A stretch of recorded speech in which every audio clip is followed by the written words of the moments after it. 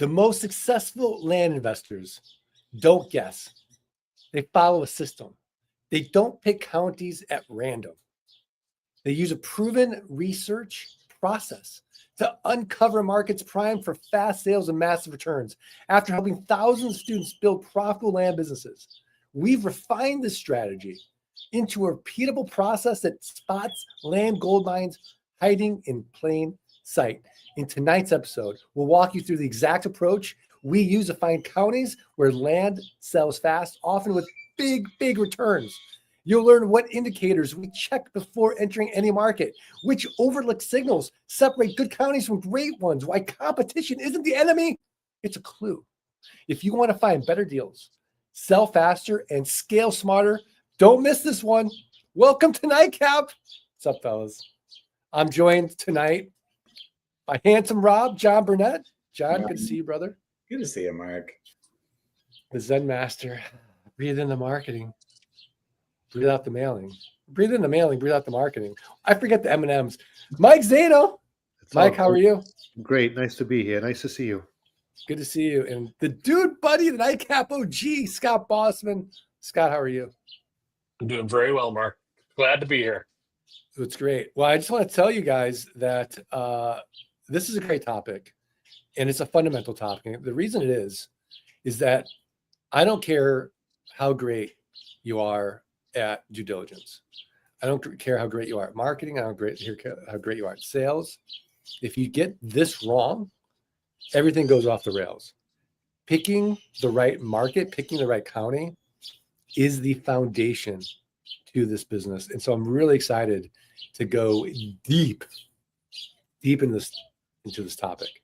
So with that said, John Burnett, just pick on you. Let's do it.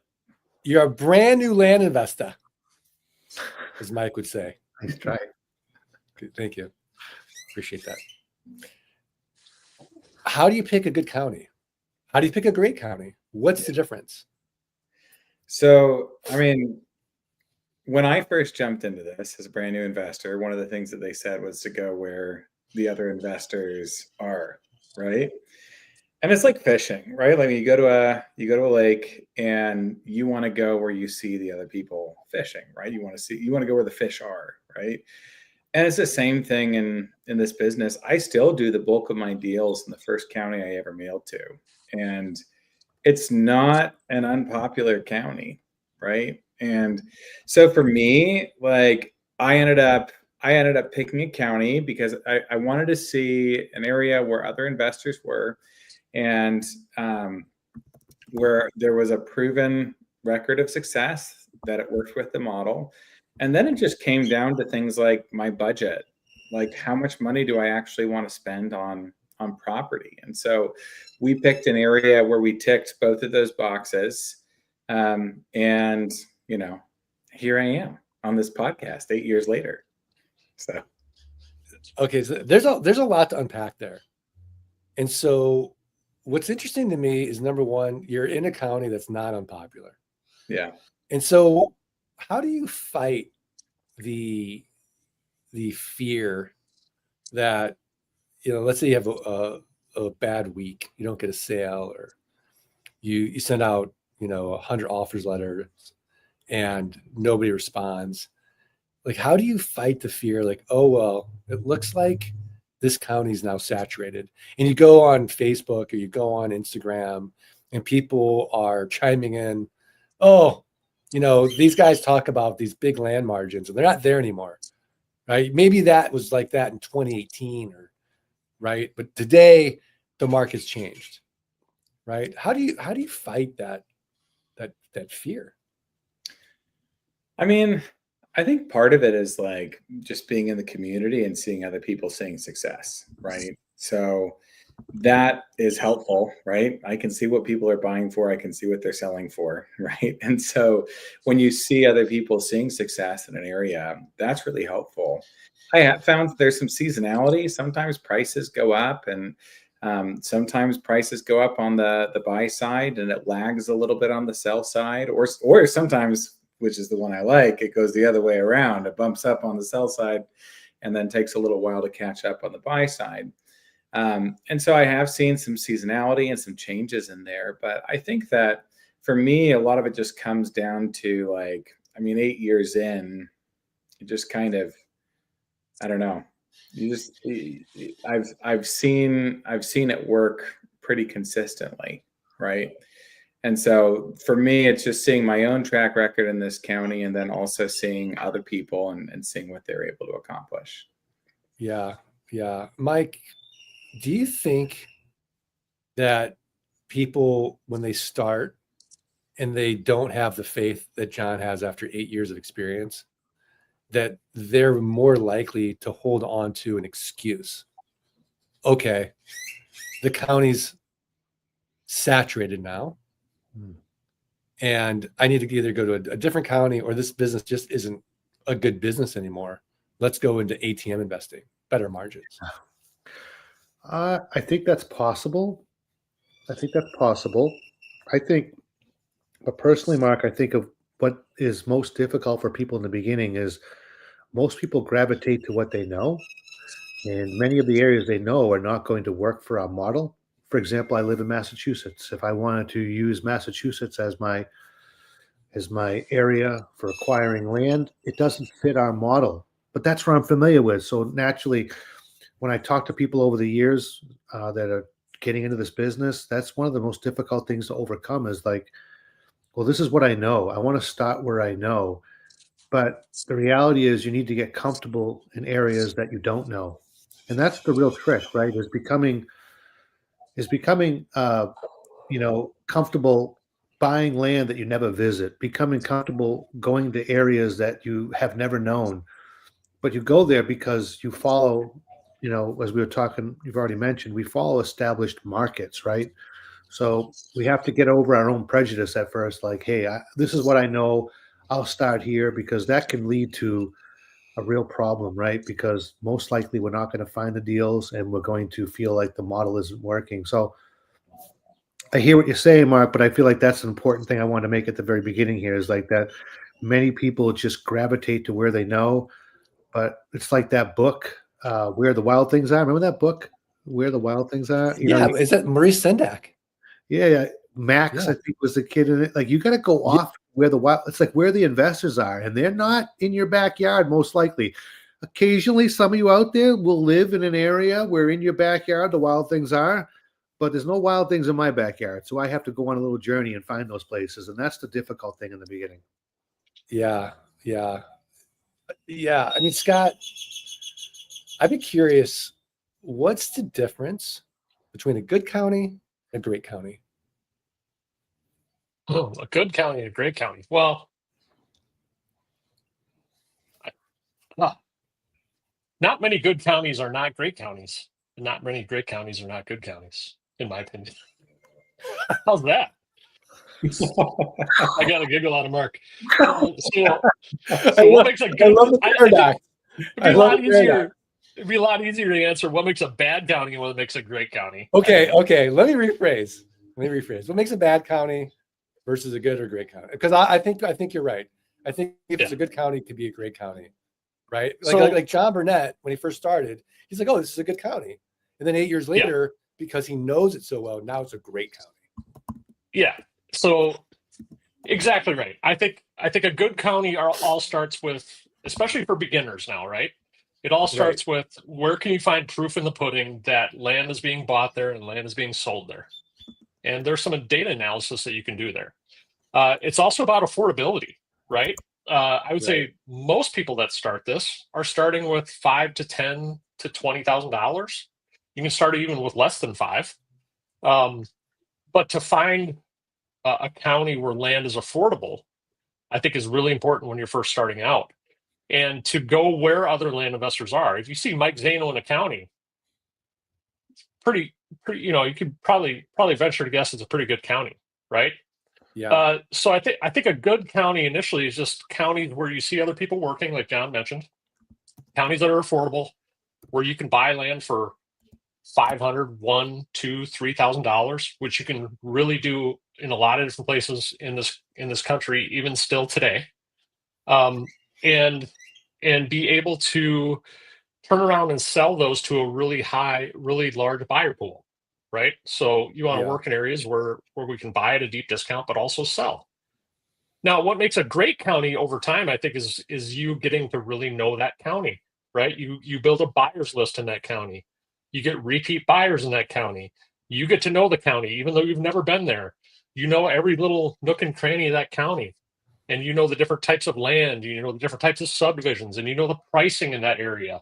And then you pass that knowledge down to your marketing person and your sales assistant and your acquisitions manager. That's when it becomes a really great county for you, because you just get to know it really, really well. And then what makes a bad county?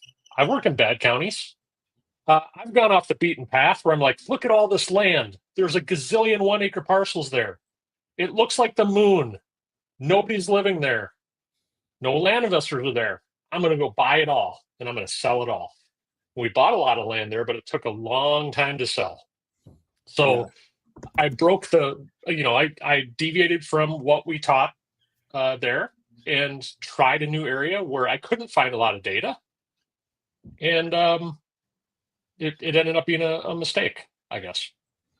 Yeah. I mean, it's so funny because I'll be looking at some of our, coaching clients, and they're like, oh, this, I've got all these lots in this area and they're not selling. And I'll look at the area and I know the area. I'm like, oh, you're in a Burger King county.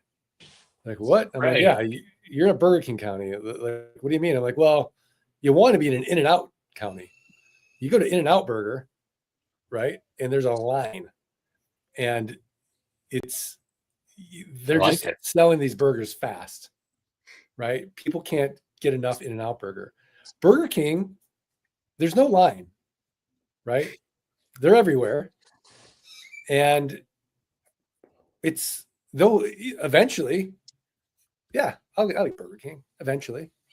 They'll all sell eventually at the right price, but it won't sell as fast. And so it's frustrating when you first start out. You want to be in an In-N-Out county, but I'm in a Burger King county. What do I do?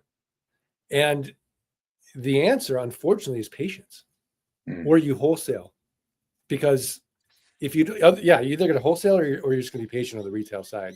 There's no way around it. And I think, Scott, to your point, when you're doing your county research and you see it looks like the moon, and you see there's a gazillion, 1-acre lots there, you're lacking humility by thinking, oh, well, I'm a better marketer than all these other land investors. I'll buy it all and I'll sell it all. Well, no, the market's the market, and you can't beat the market. I've tried. I remember, in Treasure Lake, I got enamored with this county. It was beautiful. Pennsylvania, gated community, 2 beautiful lakes, 3 PGA rated golf courses, $1 million homes, and 1,000 lots overdeveloped. And there were POA fees, and they had high taxes. And yeah, there was a very small buyer pool for that property. And I bought them all, bought 1,000. They didn't sell fast. And I got frustrated because I liked the area. Well, I thought, oh, I'll be able to sell these. When the data said, no, there were not other Mike Zanos buying there or John Burnett's buying there. Why does Mark Podolsky think he knows something they don't, especially someone new in the business? Now, someone like me who's been doing it for 25 years, yeah, absolutely. I can test a county.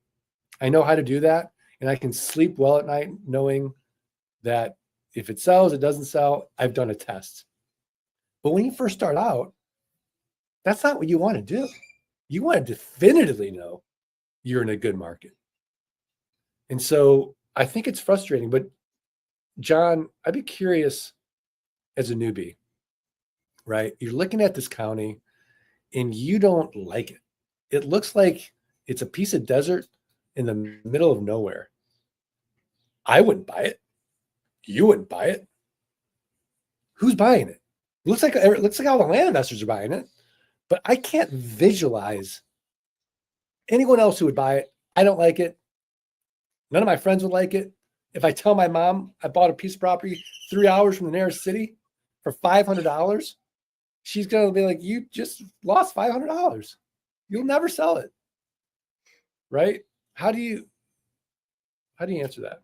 Yeah, I think it's like it's an important question to ask, right? So part of county research is like, will people buy this, right? And seeing other land investors is a really good sign that the answer is probably yes, right?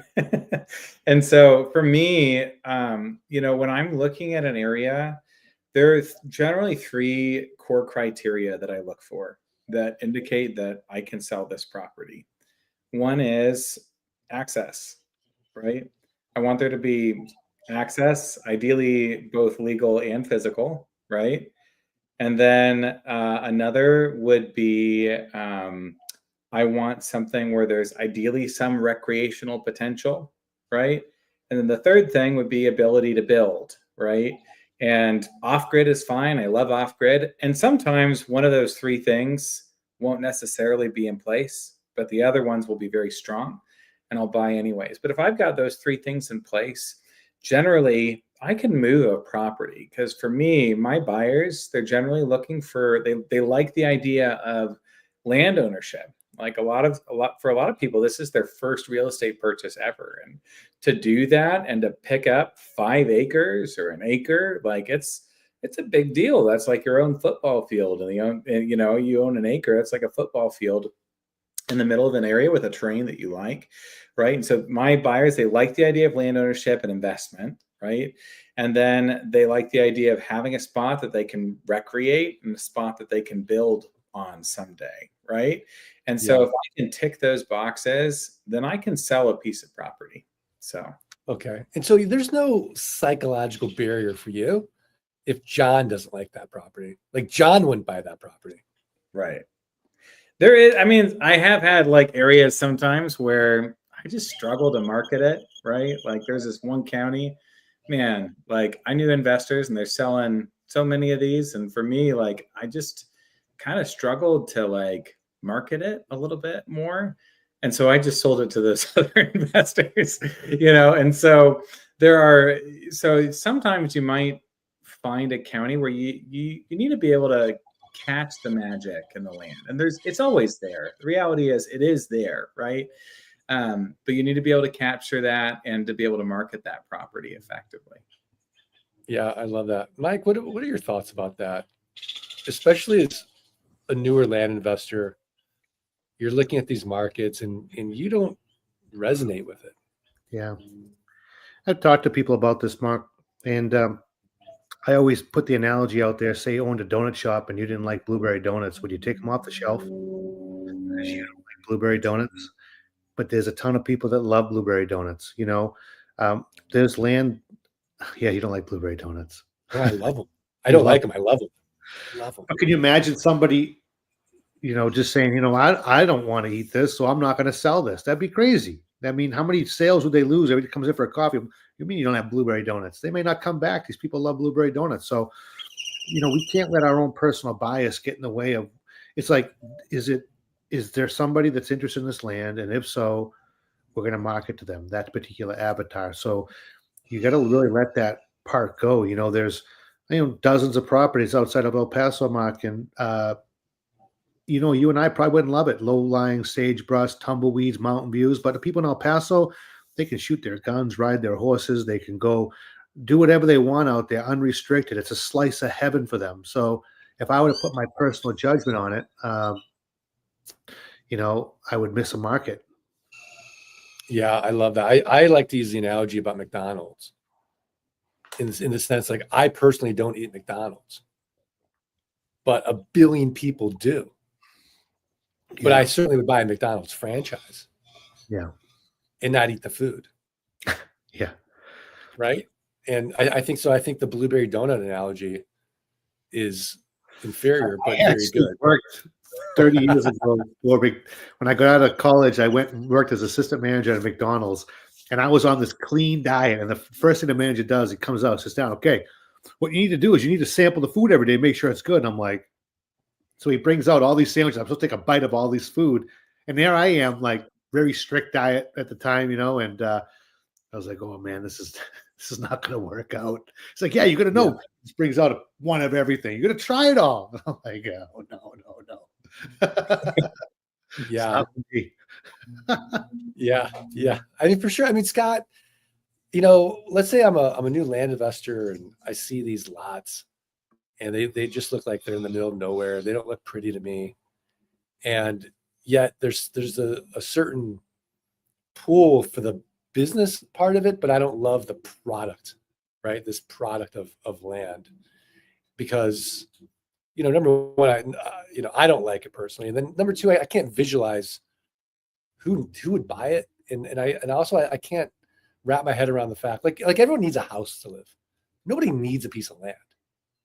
But then, but intellectually, like 99% of like my life, our lives, right? We don't need this stuff, but we want it. And there's a market for it. How do you, as a new land investor, get over that psychological hurdle? Yeah, I think it's to me, there's two hurdles almost. There's a buy hurdle and there's a sell hurdle.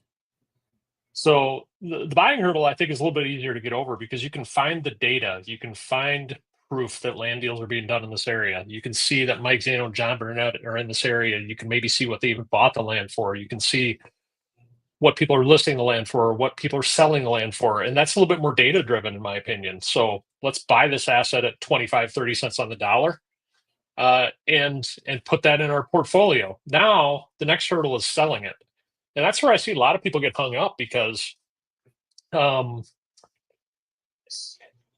lot of people's preferences, I think, inhibit their ability to market effectively. And some people are even afraid to market because they can't get in the mindset of, okay, who am I going to try to sell this to? Who am I going to sell this to? So I think that's an essential part of county research is, okay, can I find the data here? But and I'm finding the data, but also when I flip the coin here and I'm turning around and selling these, who am I going to sell to? And that's exactly what John was talking about. When you're first starting out, I think the more characteristics that land have that make it seem like it's going to be more marketable is probably going to be a better area for you. And then it just comes with experience, right? When you sell your first parcel of land out in the Arizona desert, you're like, oh, somebody does want it. And then that helps you with your marketing because you'll talk to those people and you'll be like, why did you want this? I'll never forget one of the first parcels I sold in Arizona was out in the middle of nowhere, and I thought I would never sell it. But I sold it to an astronomer from the University of Arizona who wanted to go somewhere on the weekend where there was no light pollution. And I thought, oh wow, I never thought of that before, ever.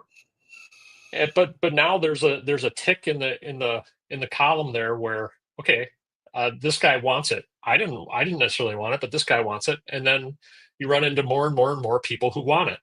So it comes with experience. I think it comes with, use the community.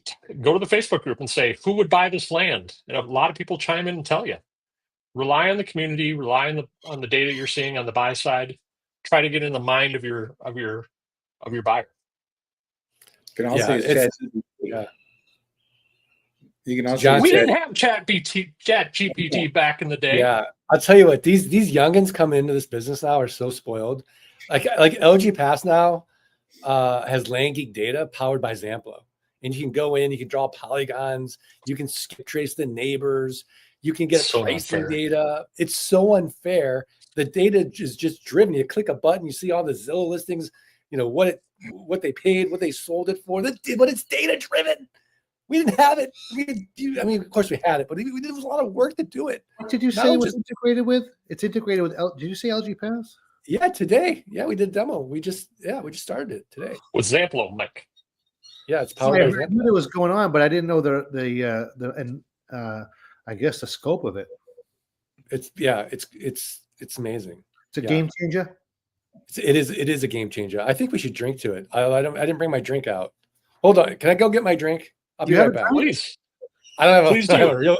It's not an alcoholic drink, but I'll be right back. You talk amongst yourselves. This We'll is take a question. Oh, go ahead, Jen. This is, What did you say? apple cider vinegar Little mocktail. and lemon juice and cinnamon water and blueberries. The That mocktail. just melts the pounds off, man. That's like it's one of those TikTok drinks you find that just melts the pounds off. Good job. Yeah, it's good. Mark, you must Like have what- a connection because I've never seen that one for sale for Kavan. What's on the cover of that drinking bottle?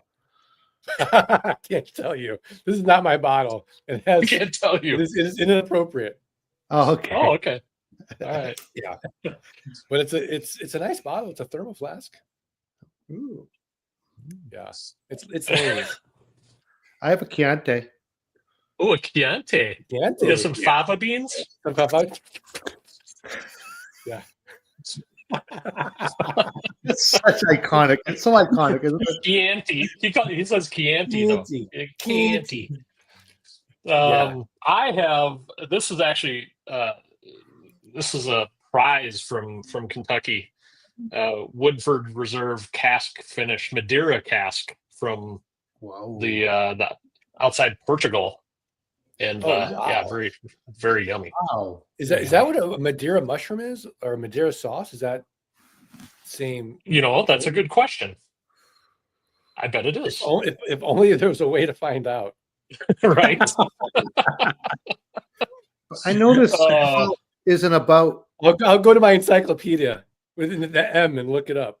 I know this call isn't about Zamplo and LG Pass, but just for a 2-second blurb, when is this live? It's live now. It's ready. Just go to lgpass.com or For those of you on your annual data tree subscription, you might want to wait.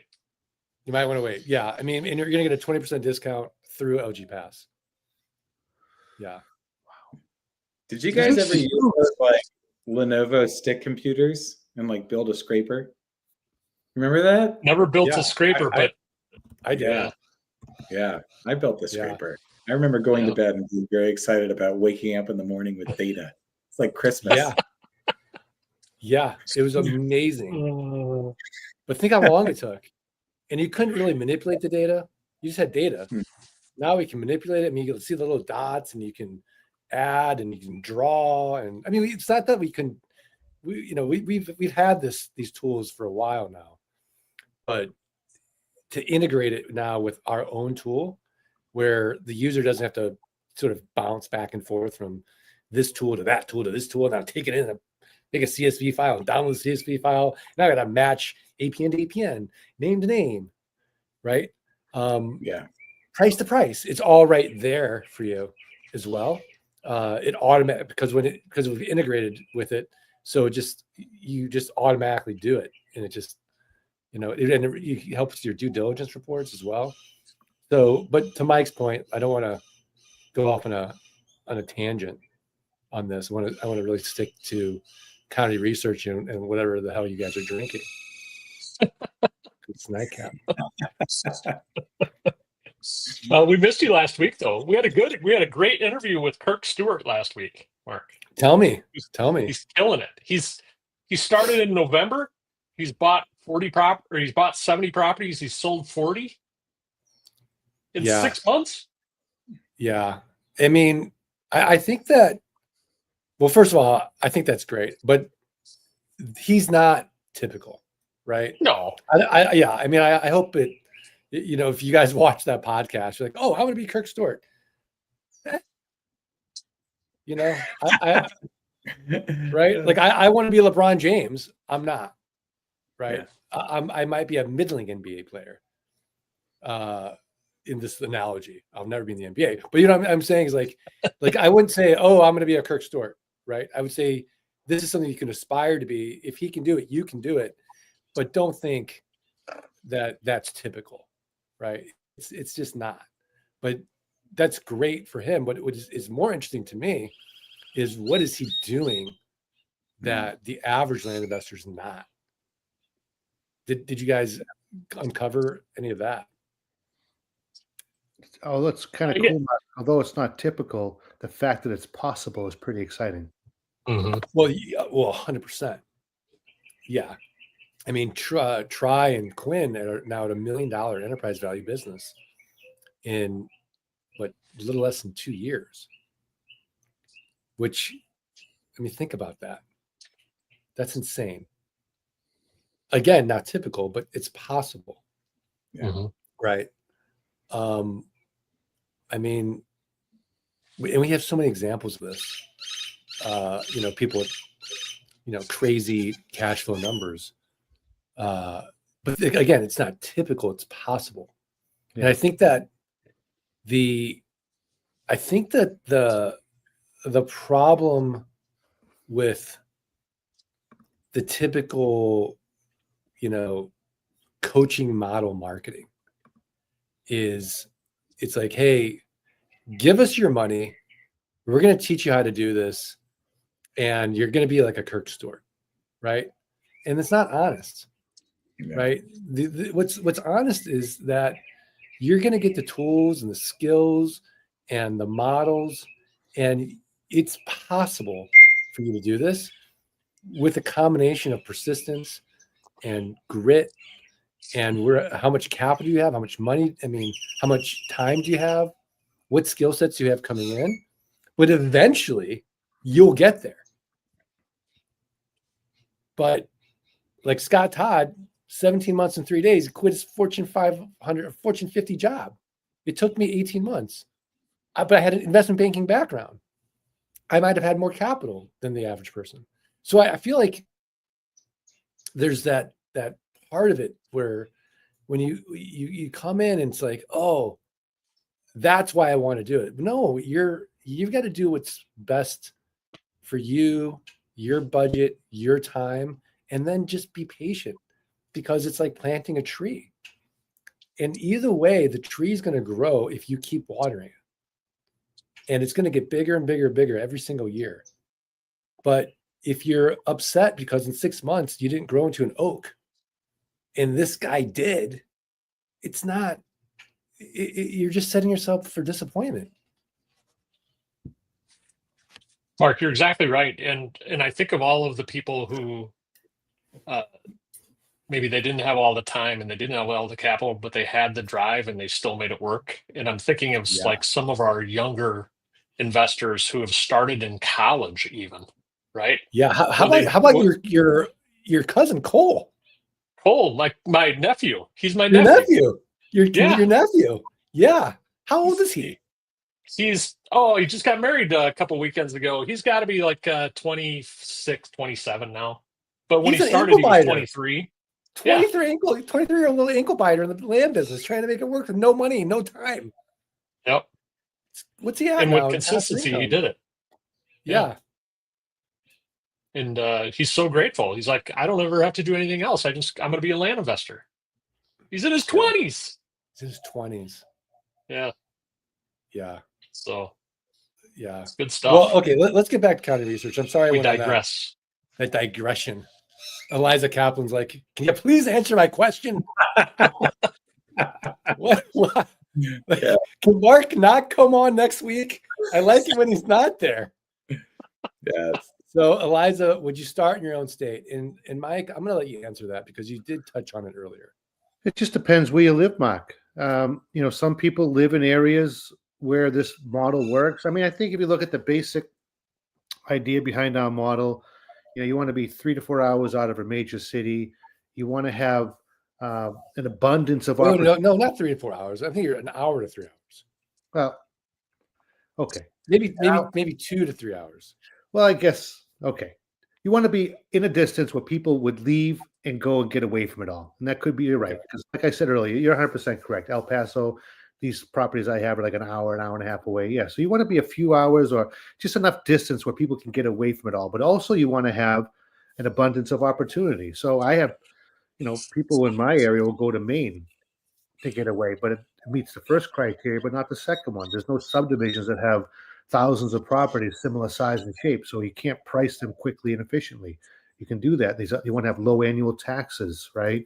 You want to have use. There's all these things that need to come together. So you could live in a state, Eliza, I don't know where you live, where that does fit. It just doesn't fit for me. And I think a lot of people it doesn't, but some people it does. Right. Right. Am I the only one looking at Eliza's last name and be like, I think that should be a K? Did she spell her name wrong? I was On not. Facebook. Did you spell it wrong on Facebook? Yeah, she might have. She might have. You know. Does that help, Eliza? Oh man. Yeah. You know, I mean, go ahead, Scott. Sorry. Mm-hmm. I was just gonna touch on what Mike said there. So use and affordability are huge in this business when you're first starting out. And the truth of the matter is, like, there are other land investors out there who do bigger deals. Those deals are riskier, they're harder to find, the returns are not as good, they're harder to, like, it's harder to price when you're in some large county just outside of a metropolitan area, and there's all these little acre tracts and these big acre tracts, and like, how am I going to price this area? Who am I going to mail? How am I going to acquire this land when it costs $50,000 or $100,000? We love working in land where the market is just massive in these areas. I mean, there are counties where there are 50,000 plus vacant land parcels in all these little platted out subdivisions, right? There are subdivisions that have 20, 30,000 vacant land parcels or more.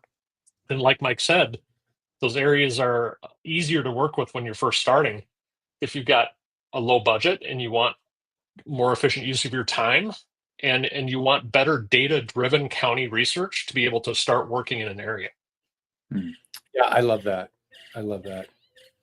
Cheers to that answer. Cheers. Cheers.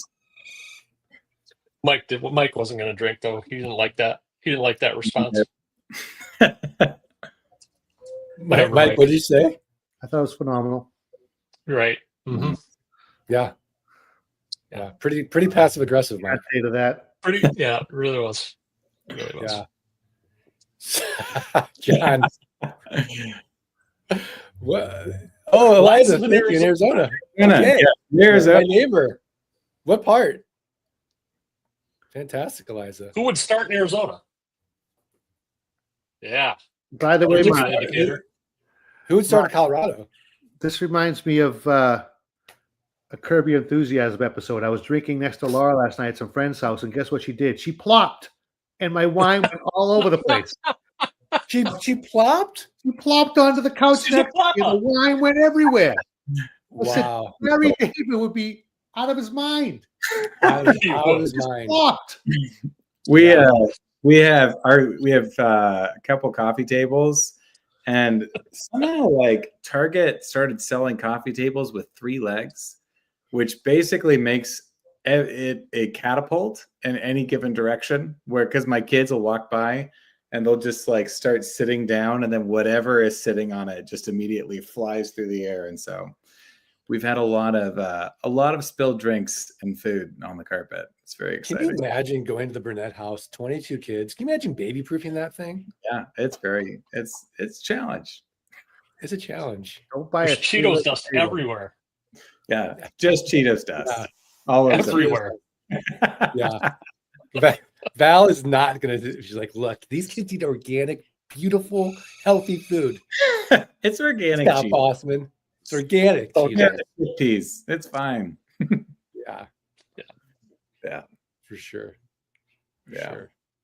I think Scott touched on something important though. Like a big part of this is like the strength of this model is it's a repeatable process, right? And it's a repeatable product, right?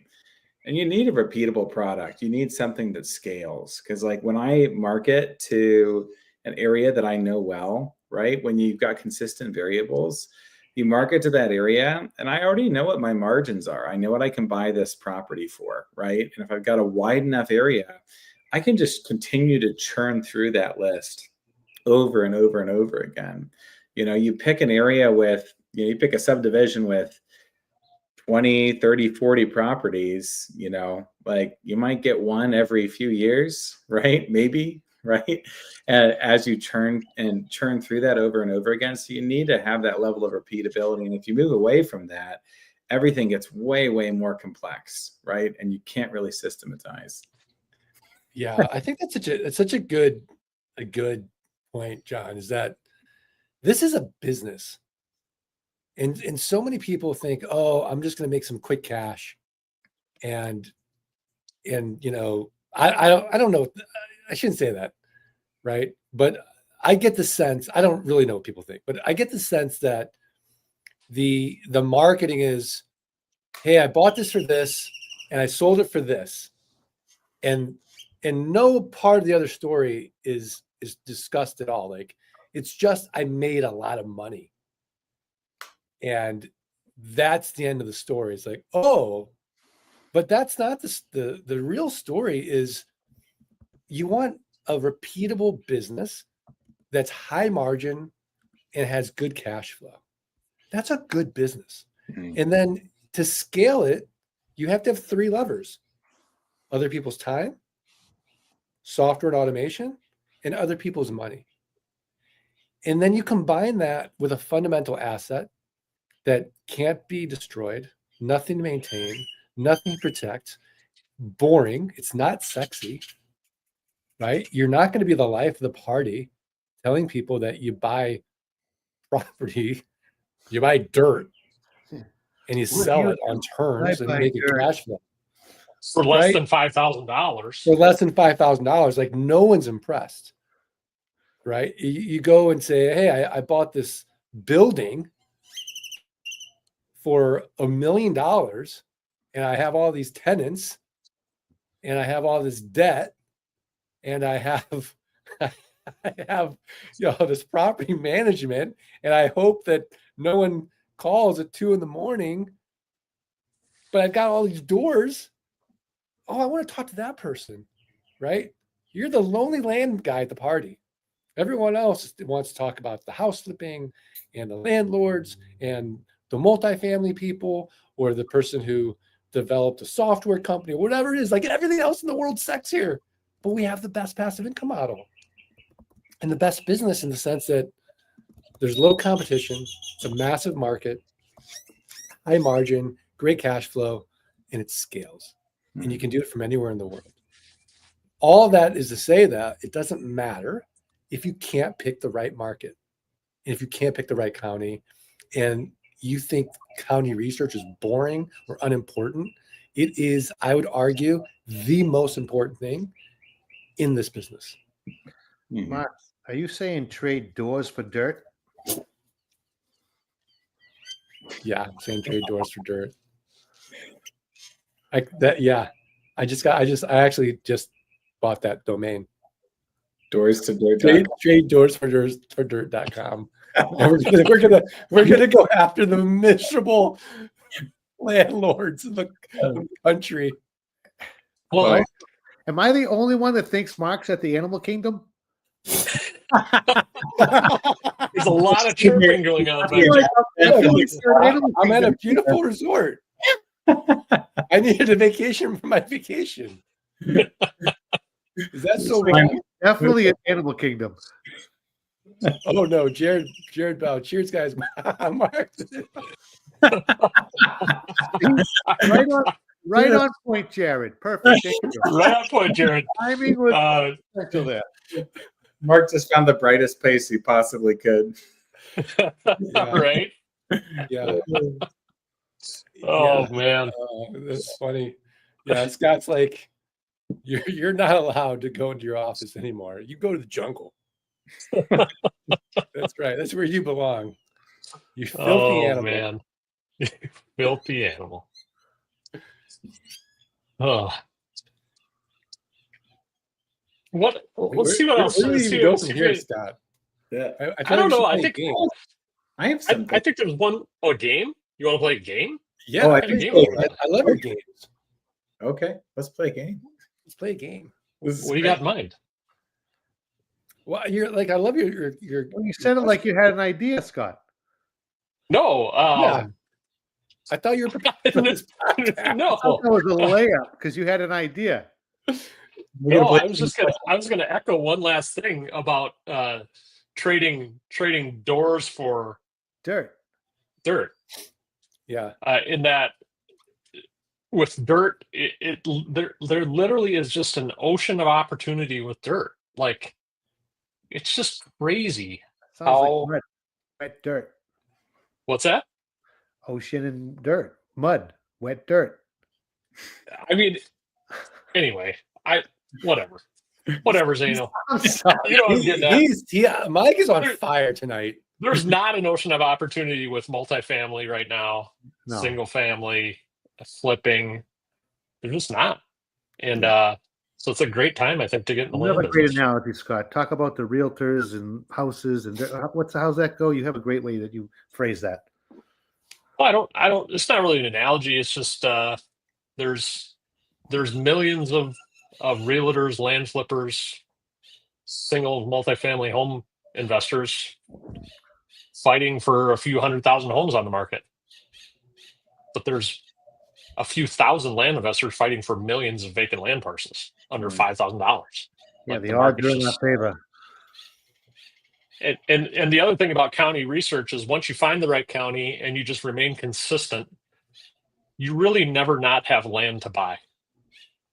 Yeah. I think we can all say that. Yeah.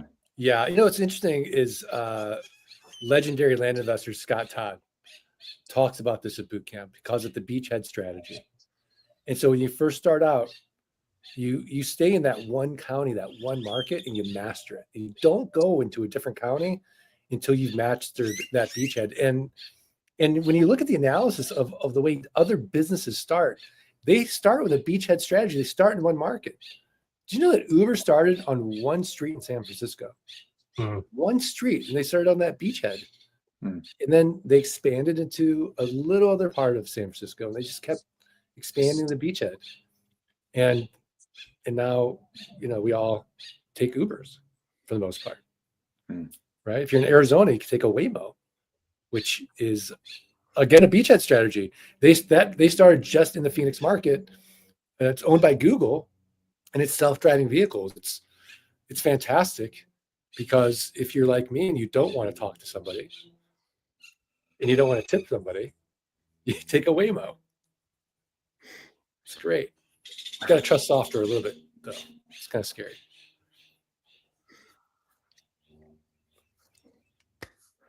That's a mic drop. I think that was a mic drop. Nobody knows what to say. Beachhead strategy. But I do think that it's important to bring up because I think if you're a new land investor and you've got 3,007 U.S. counties or doing your county research, you might be tempted to start in 2 counties or 3 counties. But I would John Burnett it. Yeah. John started in 1 county, still 8 years later in that 1 county. And I think it's, you know, my kids have this book, and it's Sam and Someone Dig a Hole. I can't remember the name of the book, but anyways, it's these two boys. They go to dig a hole, and they're digging for treasure. And they dig down, and you can see like there's a little cutout, and you can see they're like this far away from a diamond, right? And then they're like, let's change direction. So they go over to the side.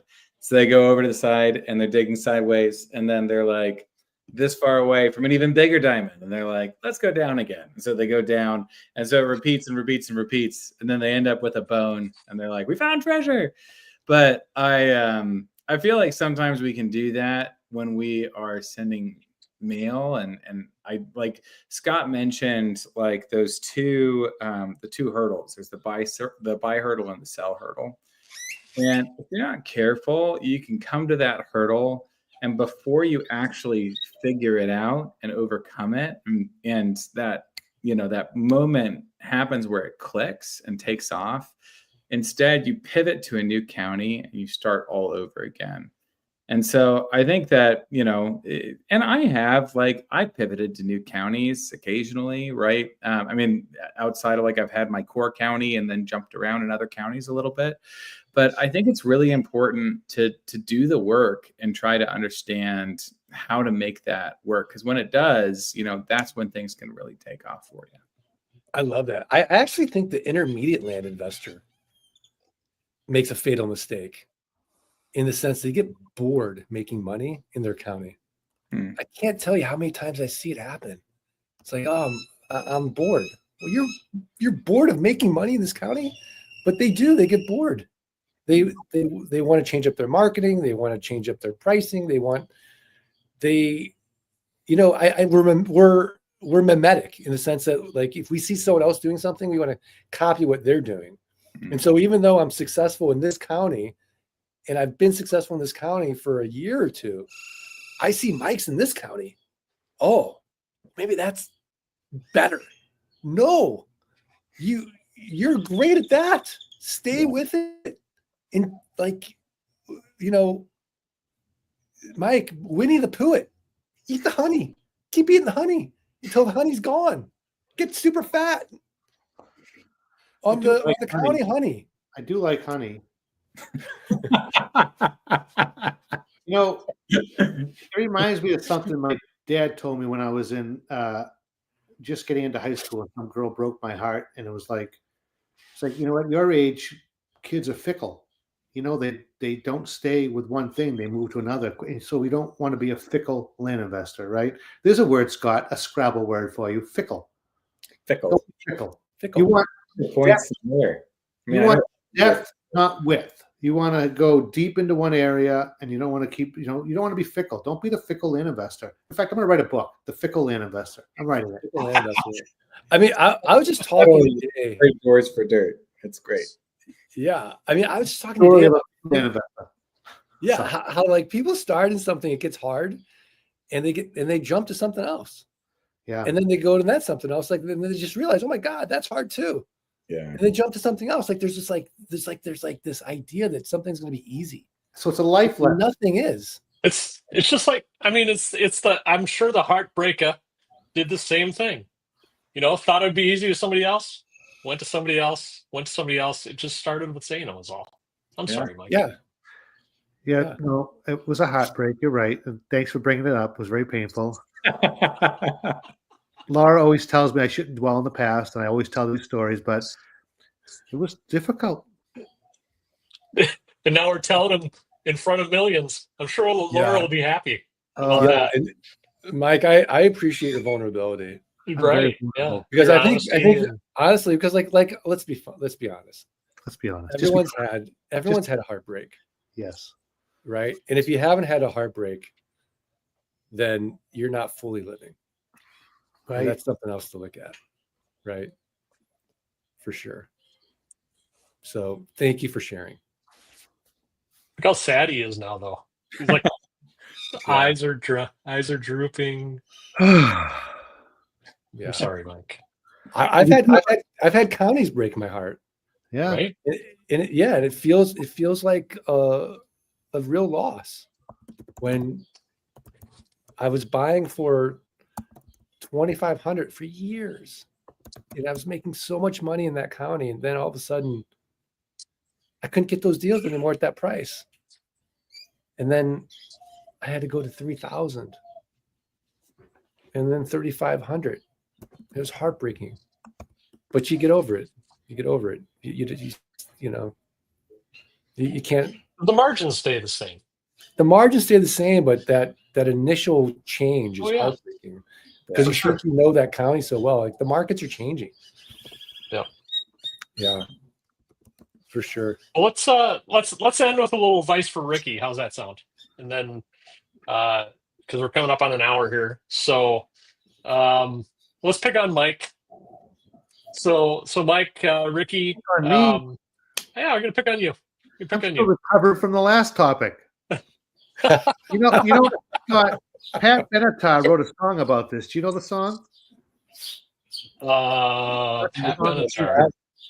You're a heartbreaker, dream maker, love taker. Yeah. Don't you mess around with me. Yeah, I remember that song. I'm really in a moment right now. You got me in a funk, but I'll answer the question. Go ahead. Okay, so Ricky might be in a little funk with his with his area. So he spent a few hundred on VAs scrubbing a list. Felt like he's not getting clear results.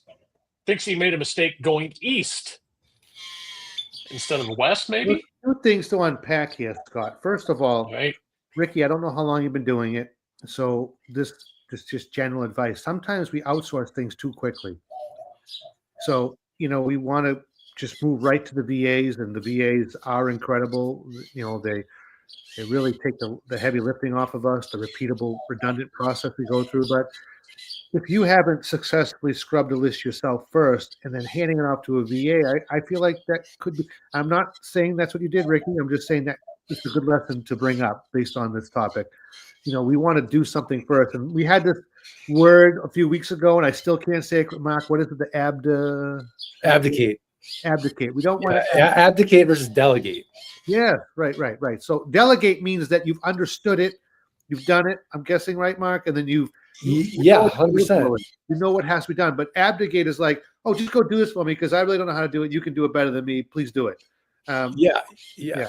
Can I just talk, because we were talking about McDonald's earlier? Yes. If I want to buy a McDonald's franchise, I actually have to work McDonald's for a year for free to buy that franchise, because McDonald's wants to know that intimately every single job that your employees are going to do because you've done it yourself. So you're truly delegating and you're truly managing somebody because you've done it yourself. You don't have to be an expert at the fries, but you've done it. You know the basics of it. And that's the same thing in the land business. You better do all of the jobs that your VAs are going to do. Yeah. And if you haven't, you're abdicating. Now it's the blind leading the blind. Right. Even if even if they're like, oh, well, they're pre-trained, they're not pre-trained for the way that you want to do things. Right. Such a good point. And West is best, but there are some places in the East that do work. So Ricky, I can't just say because I don't know how far East you went. But so I think at first, I would look at, did you ever scrub a list? Maybe you did, but it sounds to me what I'm reading here, I'm getting a vibe that this is your first time because it sounds like this is kind of a new thing to you. So I would say, okay, put the VAs on the back burner and try to do a little bit yourself, and just see where you get with it. Mhm. And I think listen to this podcast again and go back and maybe do your county research over, right? Just maybe wipe the slate clean. A lot of us have made mistakes with mailers. A lot of us have mailed areas we shouldn't have. We've wasted hundreds of dollars. We've maybe hired VAs for the wrong processes or that type of thing.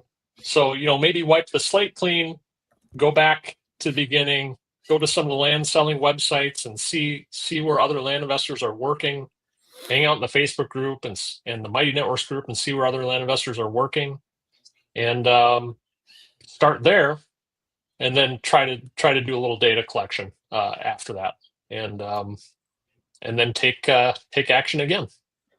Yeah, I love it. And Ricky, when we're coaching our clients, we ask them to show us their logic. Why that county? Show me the data that you collected and convince me, the 25-year land investor, that's a good market for you, your budget, and your time. Yeah. Show me the data. It's one of the things I really appreciate. Yeah, go ahead, John. Oh yeah, it's one of the things I really appreciate that we do, right? Is that first coaching call is always county validation, right? It's because that's the most important thing, right? Otherwise you're just gonna be wasting a bunch of money on mailers and a bunch of time, right? And so that's where you got to be week one. We got to make sure that that you're in a good spot. Yeah, 100%. And people often want to check off the box. I picked a county, I got a list, and I mailed the list.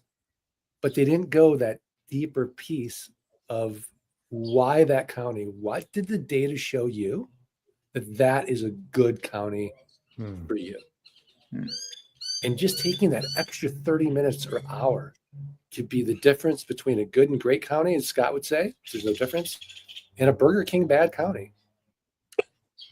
What is it about Burger King you don't like, Mark? It's not that I dislike Burger King. Burger King's fine. It's just that there's no line. In-N-Out Burger, there's never a line there. You go right. one time and don't get the crown? Did they not give you the crown? I don't know how they're still open. The crown? Did you go one time and you didn't get the crown? I mean, I feel like there's something. There's no trauma. There's no trauma. I have no Burger King trauma. I like Burger King, but there's no line. I love In-N-Out Burger. I will wait an hour for an In-N-Out Burger and be satisfied with that wait versus driving right up, getting the croissant sandwich from Burger King, But they have which good is onion. delicious. Burger King has good onion rings. No, it's good. It's good. It's just All right. there's no wait. No one's dying to Good get it. onion rings. They got great onion rings. I'm gonna go get some out right forever. now. As soon as this call's over, I'm going to get onion rings. This is it. You did it. Laura, get the car ready if you want. Get the car. Yeah. Get the, Get the cup. We're getting an Laura. onion rings and a stent tonight. Laura, get the car. We got to go talk about my heartbreaker back in the day. Over some onion rings. Yeah. Yeah. But I thought this Sorry, was a Mike. great episode. How do you So guys feel too. about it? Yeah. Yeah, it's very nice to have you back, Mark. We missed Are you you. just, really? I missed you guys. We missed you. Of course we And did. I think and I hope you guys good. felt the love. I sent you guys a lot of love in the dark. I did. I Did sent you? you love in the dark. Did you? Whoa. Is that a, Yeah. is that a song? Thank you. I don't know what John. I love you too, John. Like What? I gotta say about it here. I don't know what to say. I feel like they just had a moment. Like we need a moment. My joke last week was, "Hey guys, Mark sent me a selfie." I like it. That's a good one. Well done. Well done. That was well played right there. Well played. Oh man, Oh, my that's God. awesome. Yeah. Let's have fun mocking Mark's spiritual growth. That's something to giggle about right there. It is something to giggle about. It's a great joke. I can't wait to tell Lainey. That's great. Oh man. All right. Well, I don't know what we're talking about next week. I mean, what would come after county research? Maybe we should just talk due diligence? Ooh, That's a good one. I feel like that's There's so much- boring. it's We can endless. make it That's what I love exciting. about this business. It's endless. It's kind of boring, but we could make it exciting. Well, that's the good and bad news of the business, isn't it? I always tell people, here it is. You want it? The good news and the bad news, it's boring. But it can be systematized. It can be put into a process. The returns are exciting, but it's just the Yeah. simple thing we do over and over again. The lifestyle is exciting. Having time and money and energy and freedom to do what you want, when you want, where you want, with whom you want. Like we get to do this together. That's the best part of it. Like I honestly get no joy from my own deals anymore. Right. But when you guys close a deal, and I say you, I'm talking about, not just these three guys, because they're on board if there's deals too, but like our clients' deals, our communities' deals, Yeah. it's amazing. It's amazing. I just put in Slack like a screenshot from somebody, like I think their third week in flight school, they just closed 4 deals. Like that is just the best. And it's so rewarding when the ankle biters are seeing success. Because if they can do it once, they can do it a million times, and they can scale it, and it's repeatable, like John said, and it's life-changing. It's transformative. How many things in life can we really dedicate our lives to that really can improve our lives the rest of our lives and have generational wealth? True. And Mark, I think we missed one important thing we should bring up here. If I dare say. No, it's not a joke, Scott. It's true. Okay. I'm just waiting. Because I think one of the most nerve-wracking things in the beginning is when someone's getting ready to mail. Do I have a good area? Is my pricing right? Think of all that. What do we do in flight school right around week 2? What do they get to do? They jump on a call with who? Tate. Tate Litchfield. They're on a Zoom call with Tate. The and GOAT. all the anxiety is removed. All the fear is removed. Everything. It's like they leave knowing a good area, good pricing, extra 250 leads. So if you really want to skip all this anxiety, join flight school. And in week 2, you'll be on a Zoom call with Tate talking about your area in your list, and you'll have no worries. Cheers to that. Just thought that was Cheers. Cheers. All right. Thank you, guys. We'll see you next week. Yeah. And we'll have another exciting topic. We had like 20 viewers tonight. Wow. exciting. Wow. That's Rerun. exciting. Pretty good. We live in the Pretty good. rerun. We're in the rerun. What? Yeah. We're going to look back a few years from now and be like, remember when we only had 20 viewers and now Joe Rogan wants to get on our podcast? Right. Joe Rogan. And we're turning him down. Right. Yeah. Yeah. Yeah. There's a billion people watching at the same time. Could happen. Good. You never know. You never know. You By the know. way, Mike, that's a nice tracksuit. Well, it is a tracksuit business, but I guess that's a topic for another time. It is a tracksuit business. Yes. Tracksuit business. All right, everybody. Well, we right. will see you in a week. Happy county research. Happy Let county. freedom ring. Let freedom ring. I love Good you night, guys. everybody.